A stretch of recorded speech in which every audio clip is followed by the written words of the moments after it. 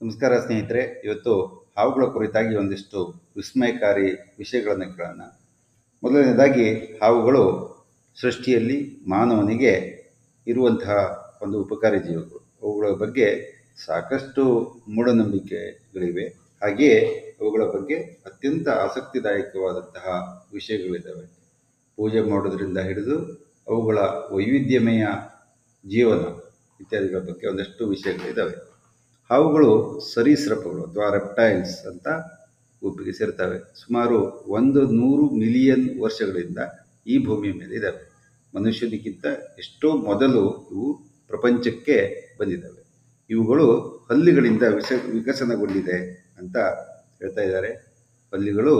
ಇವುಗಳಿಂದ ಹಲ್ಲಿಗಳೇನಿದೆ, ವಿವಿಧ ಜಾತಿಯ ಹಲ್ಲಿಗಳು ಇವುಗಳಿಂದ ವಿಕಸನಗೊಂಡಿದೆ ಅಂತ ಹೇಳ್ತಾ ಇದ್ದಾರೆ. ಹಾವುಗಳು ಅವುಗಳ ಗಾತ್ರಕ್ಕಿಂತ 4 ಪಟ್ಟು ಜಾಸ್ತಿ ಗಾತ್ರದಲ್ಲಿ ಬಾಯಿಯನ್ನು ತೆಗಿತವೆ, ಇಲ್ಲಿ ನೋಡ್ಬೋದು. ಮತ್ತು 150 ಡಿಗ್ರಿಯಷ್ಟು ಕೆಲವೊಮ್ಮೆ ಬೇಟೆ ನುಗ್ಗಲಿಕ್ಕೆ ಬಾಯಿ ತೆಗಿತವೆ. ಇಷ್ಟು ದೊಡ್ಡದಾಗಿ ಬಾಯಿ ತೆಗೆಯುವ ಏಕೈಕ ಜೀವಿ ಹಾವು.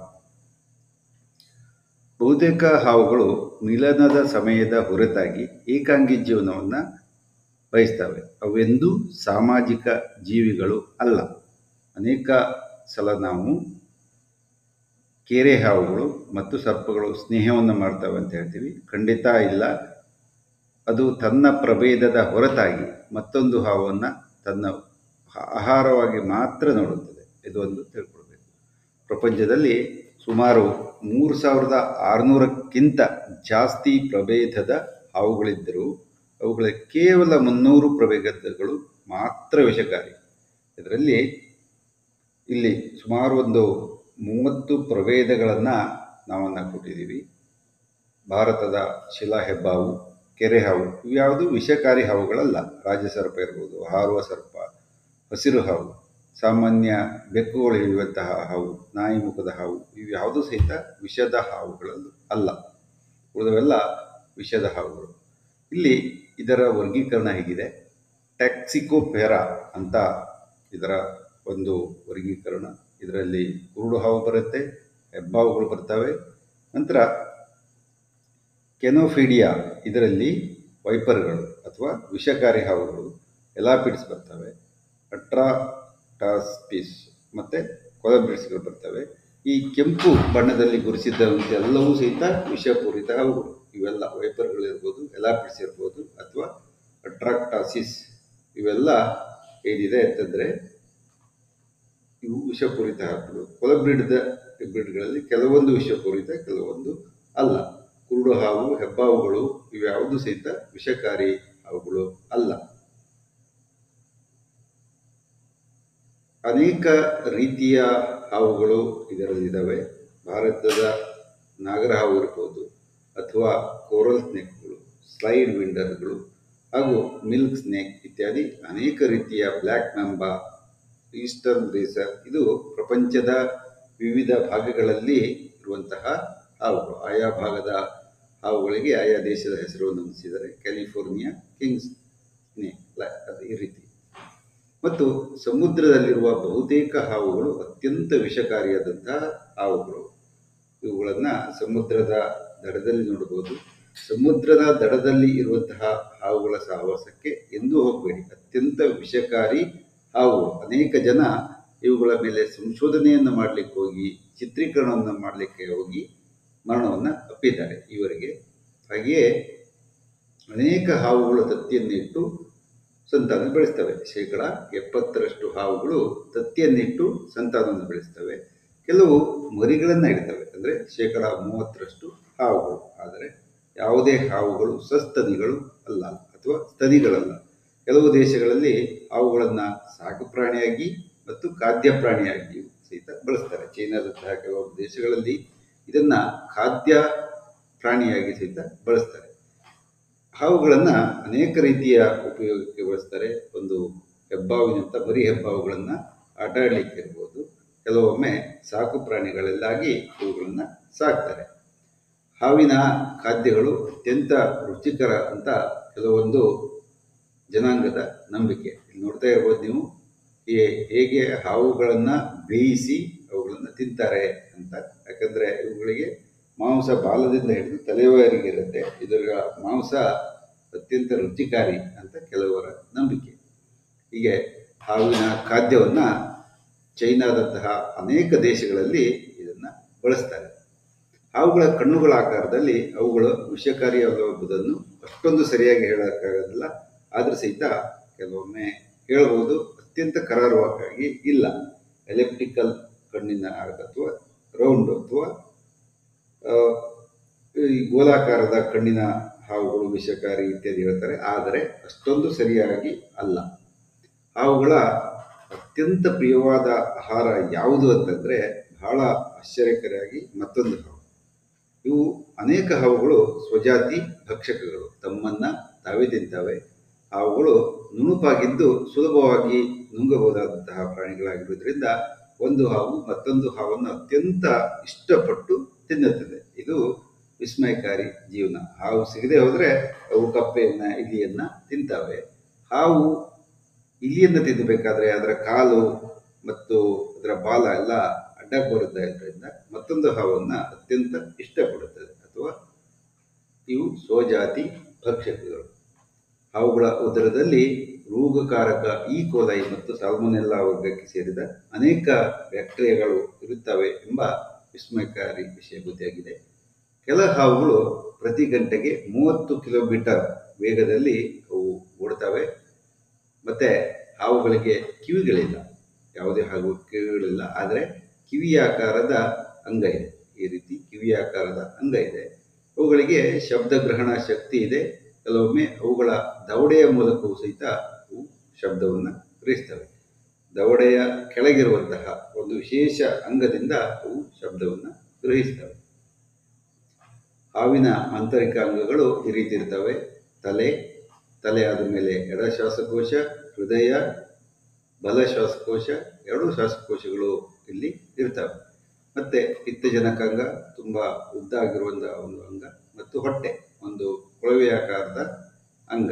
ಇದು ಸಣ್ಣ ಕರಳು. ಈ ರೀತಿ ಎಲ್ಲ ಮುರುಳಿ ಬಿದ್ದಿರುವಂತಹ ಸಣ್ಣ ಕರಳು, ಪಿತ್ತಜನಕಾಂಗ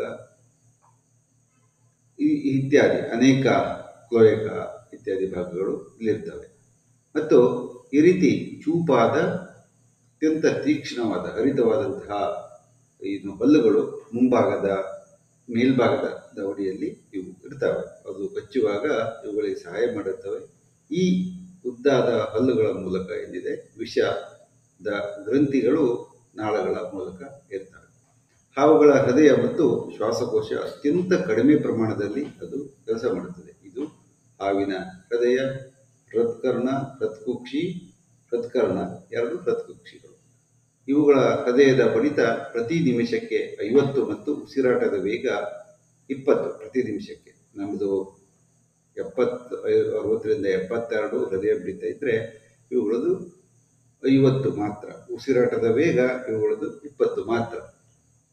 ಇಲ್ಲಿ ನೋಡಿ, ಅನ್ನನಾಳ ಮೊದಲನೇದು, 2 ಶ್ವಾಸನಾಳ, 3ನೇದು ಶ್ವಾಸಕೋಶಗಳು, ಎಡ ಭಾಗ 1, ಬಲ ಭಾಗದ ಶ್ವಾಸಕೋಶ, 4ನೇದು ಮೂಲ ಎಡ ಶ್ವಾಸಕೋಶ, ನಂತರ 5ನೇದು ಬಲ ಶ್ವಾಸಕೋಶ. ಇಲ್ಲಿರೋದು ಬಲ ಶ್ವಾಸಕೋಶ. ಹೀಗೆ ಹೃದಯ ಈ ಭಾಗದಲ್ಲಿರುತ್ತೆ.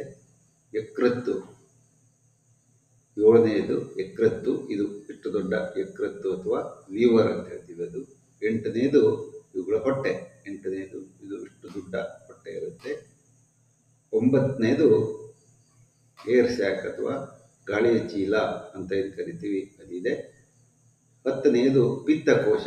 ಇಲ್ಲಿ ನೀಲಿ ಹಳದಿ ಆಕಾರದ ಒಂದು ಏನಿದೆ ಇದು ಪಿತ್ತಕೋಶ. 11 ಮೇದೋಜೀರಕ ಗ್ರಂಥಿ. ಇಲ್ಲಿ ಏನಿದೆ ಮೇದೋಜೀರಕ ಗ್ರಂಥಿ. ಇದು 11ನೇದು ಮೇದೋಜೀರಕ ಗ್ರಂಥಿ. ಗುಲ್ಮ ಅಥವಾ 12 ಅಥವಾ ಸ್ಪ್ಲೀನ್ ಅಂತ ಏನು ಹೇಳ್ತೀವಿ, ಇದು 12. ಇದರ ಪಕ್ಕದಲ್ಲಿ ಕಾಣ್ತಾ ಇರೋದು ಮೇದೋಜೀರಕ ಗ್ರಂಥಿ. 13 ಕರುಳು. ಇಲ್ಲಿ ಇರುವಂಥದ್ದು ಟ್ಯೂಬ್ಯುಲರ್ ಆರ್ಗನ್ ಏನಿದೆ ಅದು ಕರುಳು. ಹೊಟ್ಟೆ ಆದಮೇಲೆ ಕರುಳು ಪ್ರಾರಂಭವಾಗುತ್ತೆ. 14 ಗಂಡುಗಳಲ್ಲಿ ವೃಷಣಗಳು, 1 ಮತ್ತು 2 ವೃಷಣಗಳು.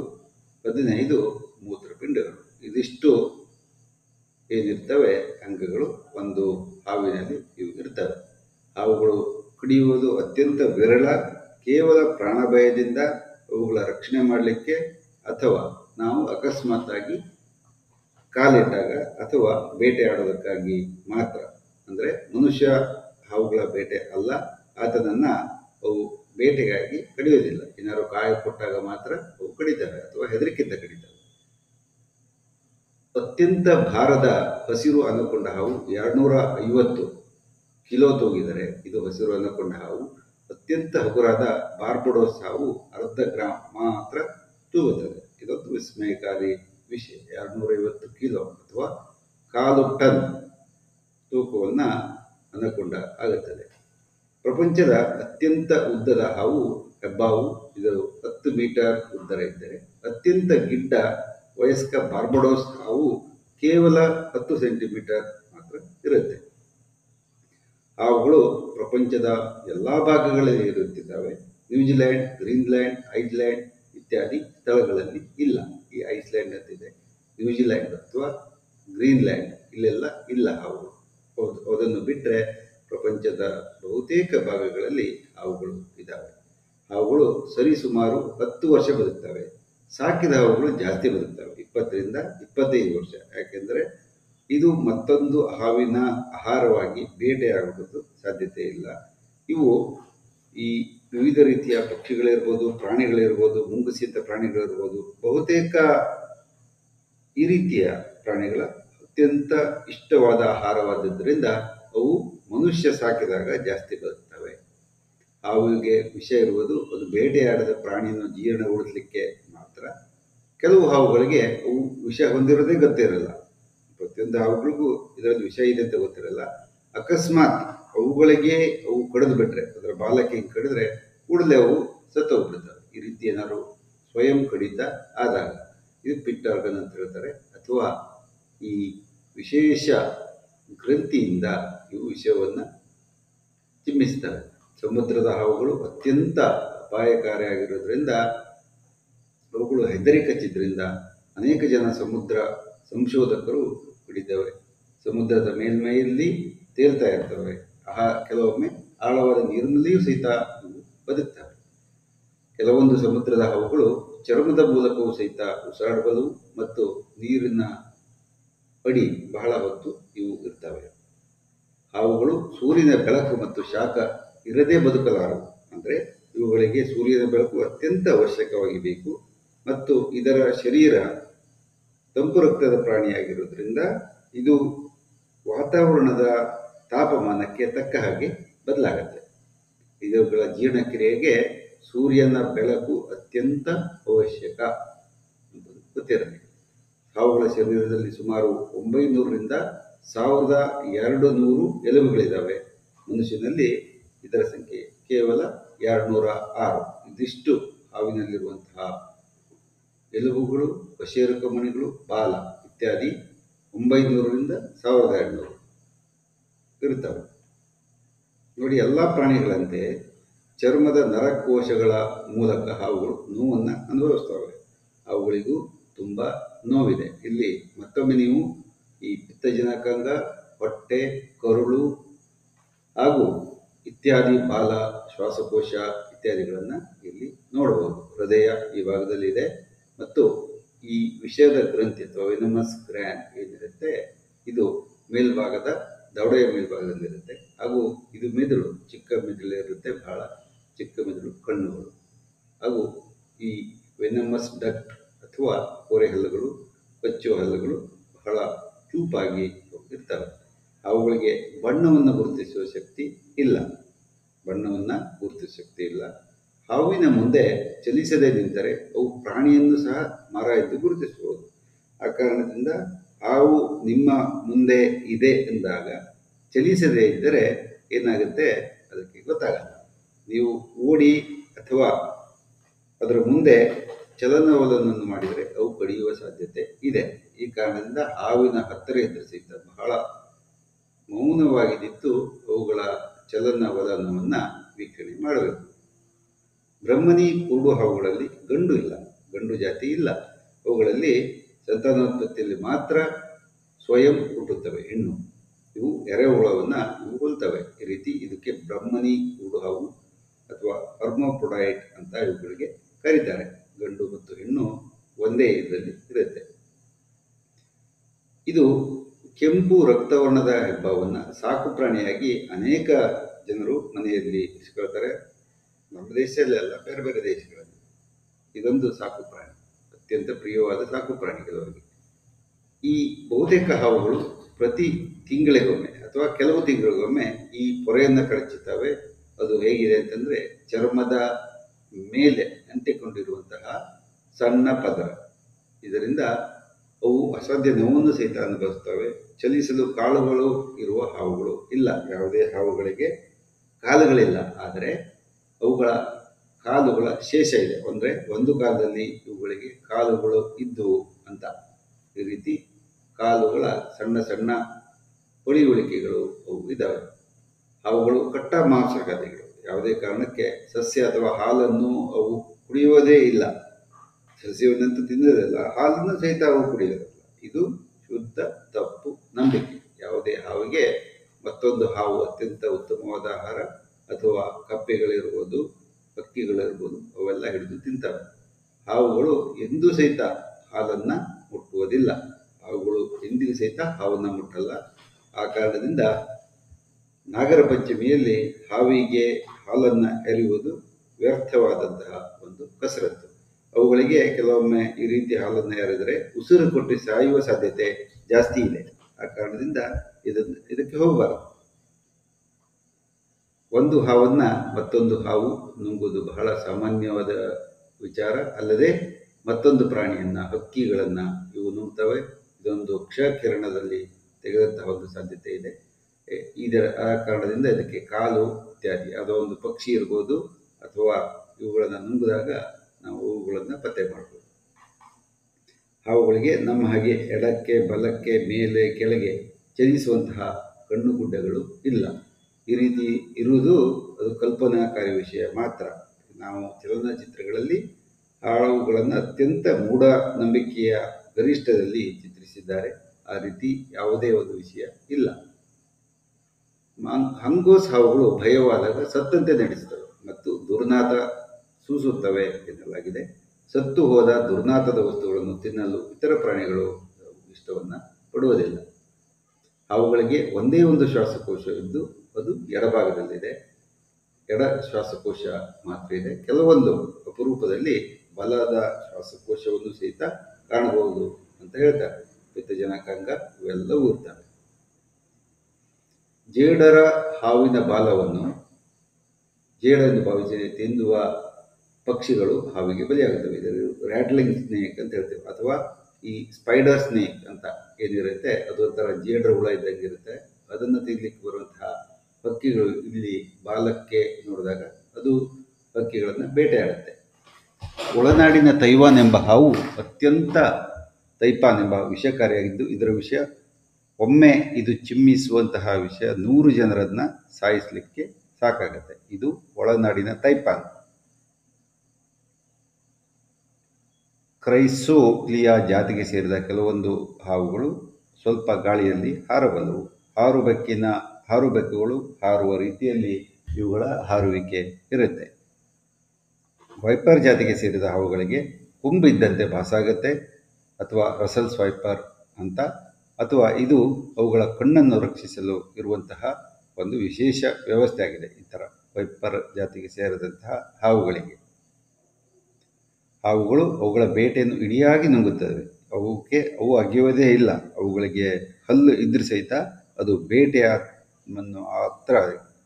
ಆದರೆ ಮ್ಯಾಂಗ್ರೋವ್ ಜಾತಿಗೆ ಸೇರಿದ ಹಾವು ಏಡಿಗಳನ್ನು ಶರೀರದ ಬಲದಿಂದ ಉಪಯೋಗಿಸಿ ತುಂಡು ತುಂಡು ಮಾಡಿ ತಿನ್ನುತ್ತವೆ.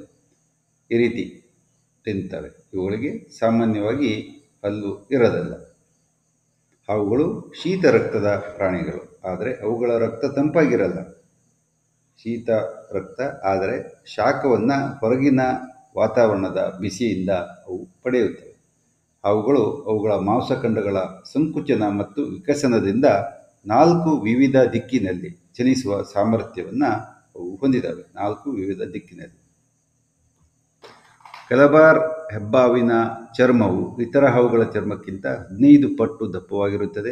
ಇದು ಇಲಿ ಹೆಗ್ಗಣಗಳ ಬೇಟೆಗೆ ಹೊಂಡ ತೋಡಲು ಮತ್ತು ಅವುಗಳ ಕಚ್ಚುವಿಕೆಯಿಂದ ತಪ್ಪಿಸಿಕೊಳ್ಳಲಿಕ್ಕೆ ಅಗತ್ಯ ಇದೆ. ಹೆಬ್ಬಾವುಗಳು ದಪ್ಪ ಚರ್ಮದ ಹಾವುಗಳು. ಸಾಕಿದ ಹಾವುಗಳು ಕಾಡಿನಲ್ಲಿರುವ ಹಾವುಗಳಿಗಿಂತ ದುಪ್ಪಟ್ಟು ಬದುಕುತ್ತವೆ. ಇದು ಕಾಡಿನಲ್ಲಿರುವ ಹಾವು 10 ವರ್ಷ ಬದುಕಿದರೆ ಇದು 20 ರಿಂದ 30 ವರ್ಷ ಬದುಕ್ತವೆ ಸಾಕಿದ ಹಾವು. ಕೆಲವೊಂದು ಸಾಕಿದ ಹಾವುಗಳು 42 ವರ್ಷ ಬದುಕಿ ಗಿನ್ನೀಸ್ ದಾಖಲೆ ಬರೆದಿದ್ದಾವೆ ಅಂತ ಹೇಳಲಾಗ್ತದೆ.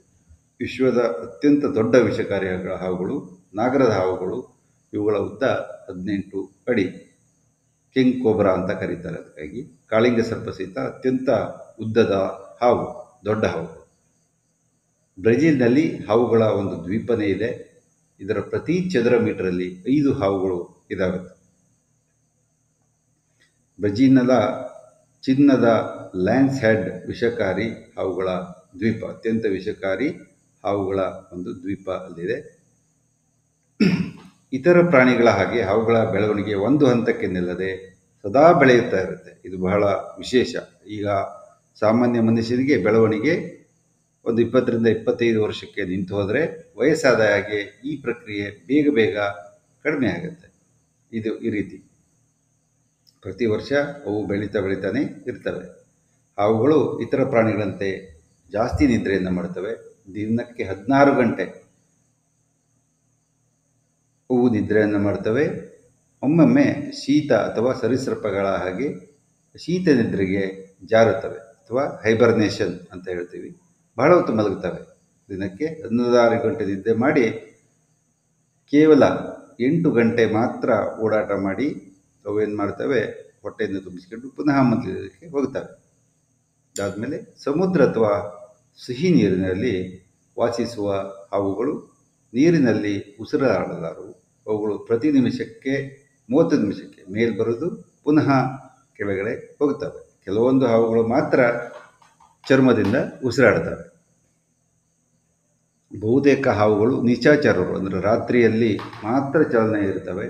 ಆದರೆ ಬೇಟೆ ಇತ್ಯಾದಿ ಅವಶ್ಯಕತೆ ಇದ್ದಾಗ ಅಥವಾ ಹಸಿವಾದಾಗ ಹಗಲು ಮತ್ತು ರಾತ್ರಿಯಲ್ಲಿ ಸಹಿತ ಚುರುಕಾಗಿ ಅವು ಚಲಿಸ್ತವೆ. ಪಿಟ್ ವೈಪರ್ನಂಥ ಕೆಲವೊಂದು ಹಾವುಗಳು ಸುಮಾರು 1 ಮೀಟರ್ ಆಗುವಷ್ಟು ದೂರ ಇರುವ ಬೇಟೆಯ ಕಣ್ಣಿನ ಮೇಲೆ ವಿಷವನ್ನು ಅವು ಉಗುಳಲಿಕ್ಕೆ ಆಗತ್ತೆ.